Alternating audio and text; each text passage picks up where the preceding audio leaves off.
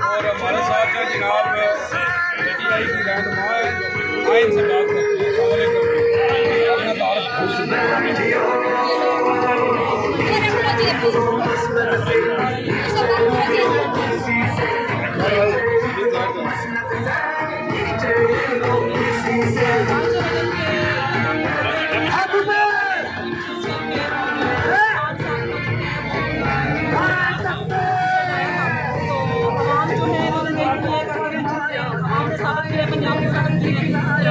पाकिस्तान भी बन सकते हैं और पंजाब भी बन सकते हैं।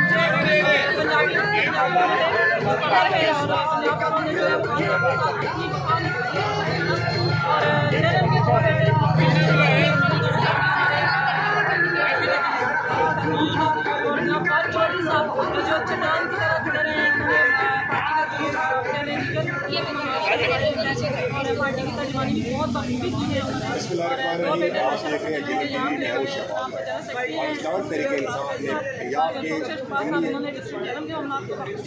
निभाया है, तो हमें अपनी क़यादत पे फख्र है, जरूर की क़यादत से इंशाअल्लाह ताला। और आप देखेंगे कि बहुत जल्द इंशाअल्लाह, जैसे हमने कहा था कि हमें इस क्राइम मिनिस्टर से छुटकारा